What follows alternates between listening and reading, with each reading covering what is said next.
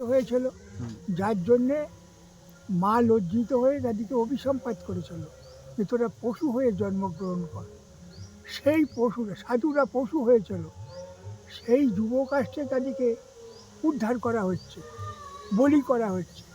প্রথমে তাদেরকে মায়ের সামনে নিয়ে আসা হলো, মন্ত্রপুত করে তাদের কানে মন্ত্র দেওয়া হলো। হুম, হ্যাঁ, হুম, তাদের ওই গায়ত্রী পশুপতে বিদ্ময়ে ধীমহি তন্ন ঘরে প্রচোদয়াৎ, হুম, তাদেরকে মন্ত্রপুত করে হুম, তাদেরকে এবার যুব কাস্টের কাছে নিয়ে জানা হলো। হুম, যুব কাস্টের গোড়ায় বসে আছে, যুব কাস্টের গোড়ায় বসে ব্রহ্মা, হুম, ব্রহ্মা নির্মিত পুরা, ব্রহ্মা পুজো করা হলো।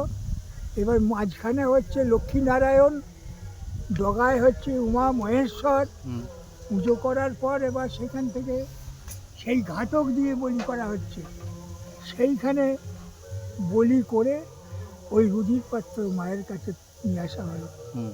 নিয়ে এসে সেই রুধির উৎসর্গ করতে, রুধির তখন তখন থেকেই কি পাঁটা ওরা উদ্ধার হলো? মানে ওরা জীবন হ্যাঁ, আবার নতুন ফিরে পেল নাকি? না না, তখন থেকেই তাদের নতুন জীবন নতুন উদ্ধার হয়ে গেল। নতুন জীবন উদ্ধার হয়ে গেল। যে পাপ করেছিল হুম, ওই মায়ের সামনে সেই পাপ ক্ষয় হলো। সেই পাপ ক্ষয় হলো। হুম। আর একটা কি বলছিলেন যে পাঁটা যদি চোখ দিয়ে জল বেরোয় বলির সময় ওটা কি? হুম, গৃহস্থর হানি হয়, এর আচ্ছা, লক্ষণ কুলক্ষণ। আচ্ছা। যদি মানে বলি দেওয়ার পরে মুন্ডু মানে চোখ থেকে যদি জল বেরোয় সেটা গৃহস্থের পক্ষে সেই হানিকর। জন্যে একজন মাথার গোড়ায় বসে থাকে, হ্যাঁ, একটু জল এক ঘটি নিয়ে আচ্ছা, সঙ্গে সঙ্গে তার মুখে জল দিয়ে আচ্ছা। তার রবটাকে বন্ধ করে দেয়, বন্ধ করে দেয়। মানে হুম, সে চেঁচাতে না পারে। চেঁচাতে না পারে। সে হুম, আমার বই আছে, খুলে দেবো, দেখিয়ে দেবো। আচ্ছা, আচ্ছা। হ্যাঁ, ঠিক আছে। ধন্যবাদ। হুম। ধন্যবাদ।